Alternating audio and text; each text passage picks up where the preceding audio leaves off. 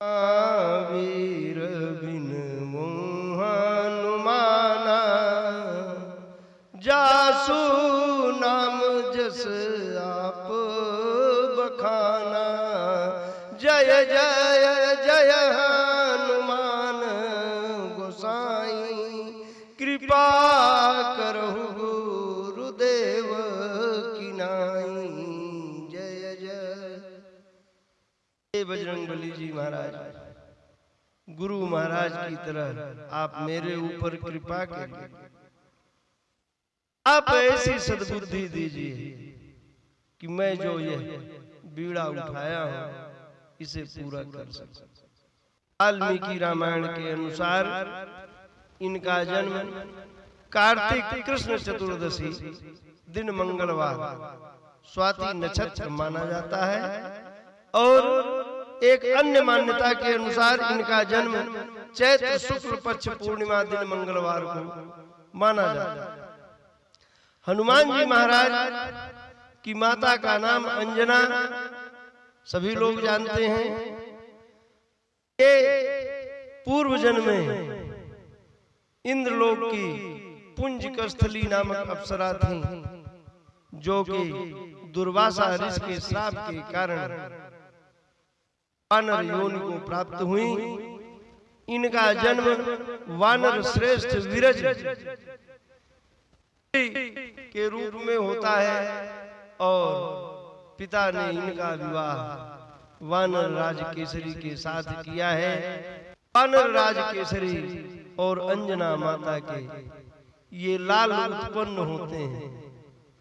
इनके जन्म के बारे में कई प्रकार की मान्यताएं प्रचलित हैं।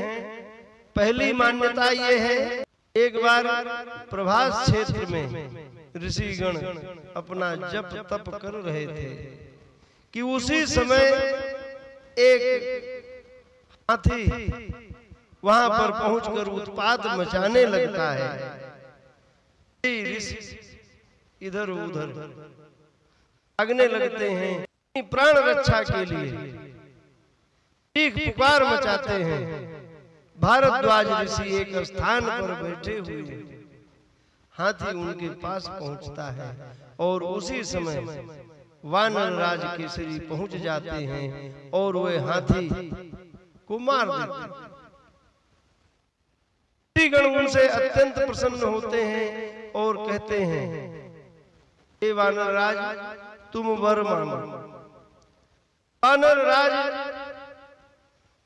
केसरी ने ऋषियों से कहा है कि हे प्रभु, यदि आप लोग मुझ पर अत्यंत प्रसन्न हैं तो मुझे वायुदेव के समान गतिमान, भोलेनाथ के समान बलवान और इच्छा अनुरूप देह धारण करने वाला पुत्र दीजिए। उन्होंने कहा,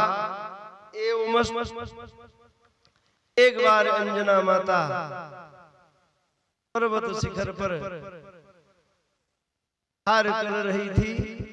उसी समय एक तेज हवा का झोंका आता है और माता का आंचल उलट जाता है, परंतु माता देखती हैं कि कहीं कोई एक पत्ता भी नहीं हिल रहा है। वे समझ जाती हैं कि किसी दुष्ट की करतूत है।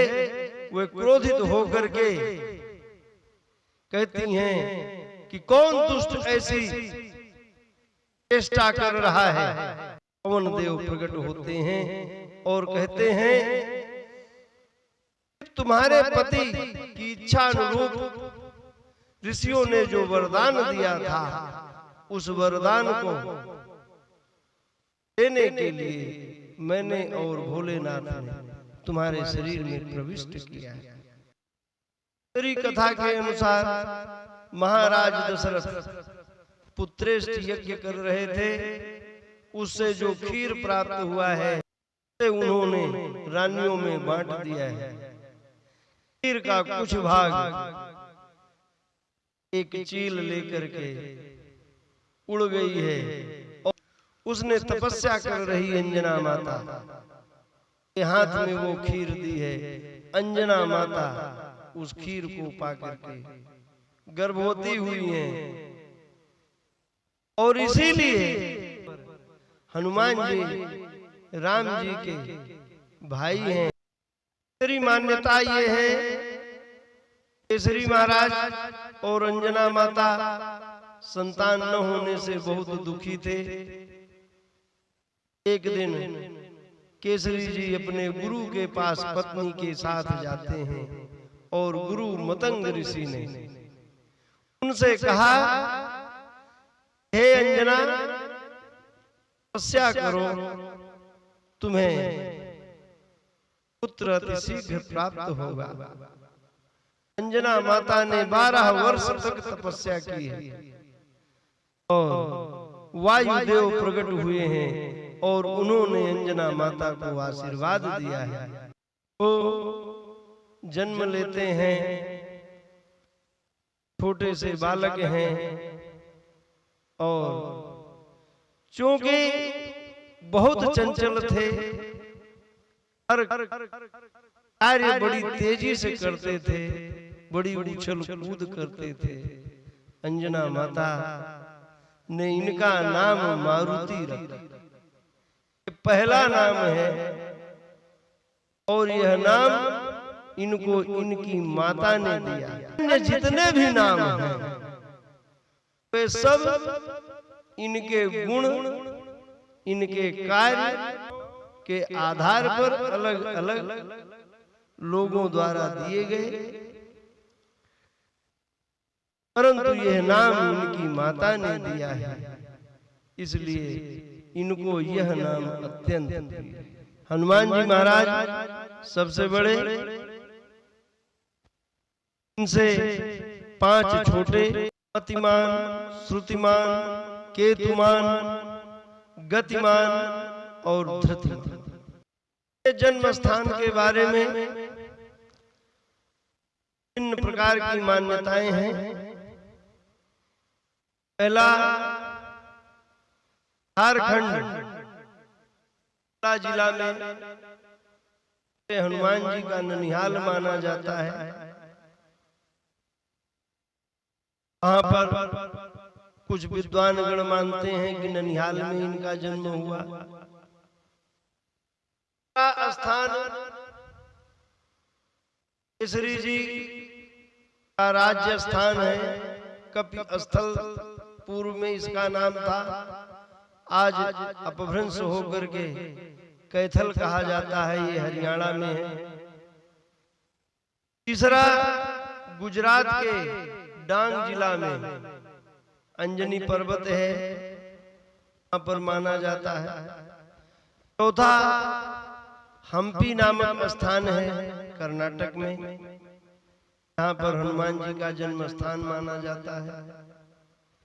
पांचवा, आंध्र प्रदेश में तिरुमाला पर्वत के निकट आंजनेयाद्रि पर्वत पर इनका जन्म स्थान माना जाता है। छठवां, महाराष्ट्र के नासिक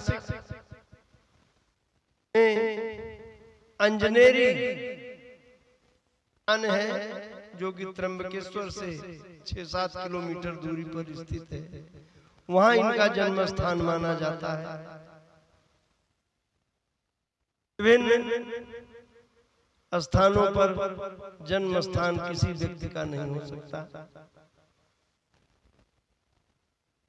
जन्म स्थान एक ही होगा, परंतु मान्यताएं हैं। ऐसा लोग कोई भी अगर कहीं बहुत उच्च पद पर पहुंच जाता है तो हमारे समाज के लोग उसे अपना बताने का प्रयत्न करते हैं। वे तो हनुमान जी थे। कौन नहीं चाहेगा सिद्ध करना कि हनुमान जी हमारे आसपास जन्म लिए थे। शायद इसी कारण से आज आंध्र प्रदेश और कर्नाटक 2 राज्य इस होड़ में लगे हैं हमारे स्थान को हनुमान जी के जन्म स्थान की मान्यता मिल जाए। 4 तो हट गए हैं, इससे बाकी 4 स्थान हट गए, लेकिन 2 अपनी दावेदारी पर कायम है।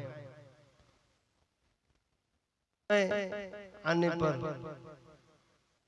लिया जाएगा हमारे संतों द्वारा, महंतों द्वारा वेदों शास्त्रों का अध्ययन करके कि इन 2 स्थानों में एक कौन सा स्थान है जहां पर हनुमान जी महाराज ने जन्म लिया है। कहीं भी जन्म लिए हूं प्रभु, मैं तो कण कण हम इस बात पर उलझने के बजाय कि हनुमान जी ने कहां जन्म लिया, बात को आत्मसात करें कि हनुमान जी ने क्या क्या किया।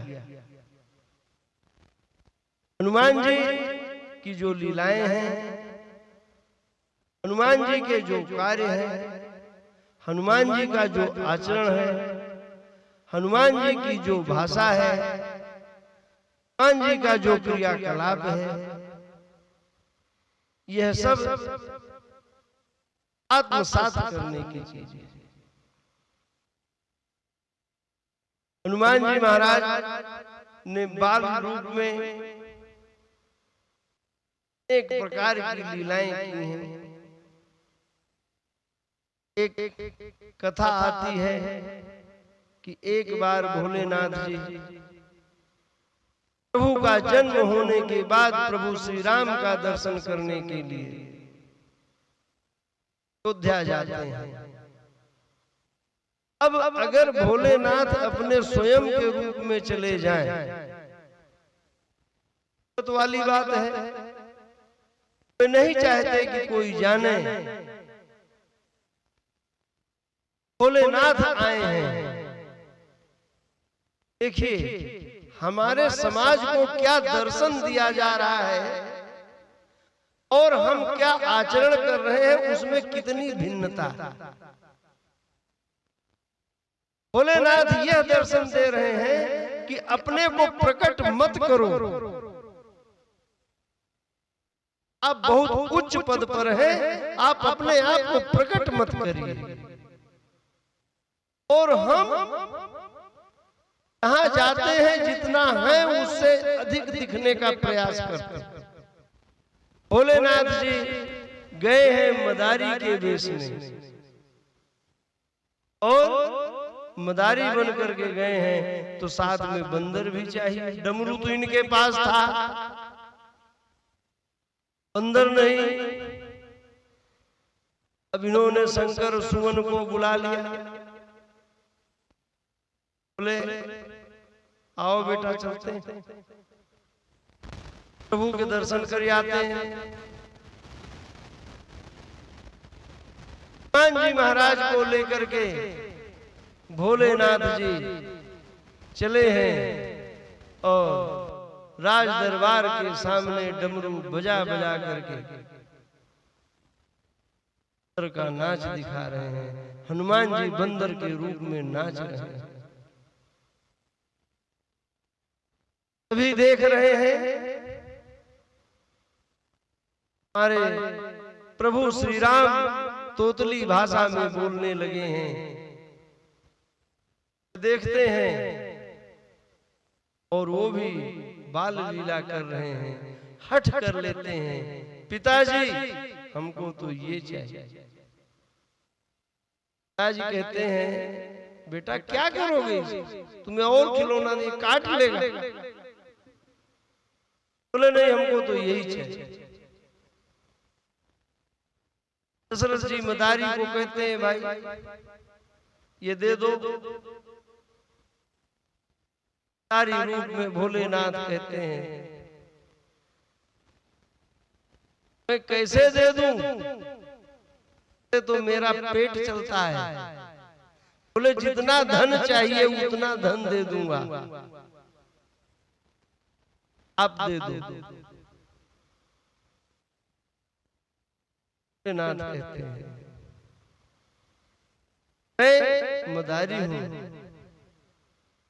और मैंने इसको बेटे के रूप में पाला है। मैं पिता के रूप में हूं, मैं अपने बेटे को धन के बदले नहीं दे सकता।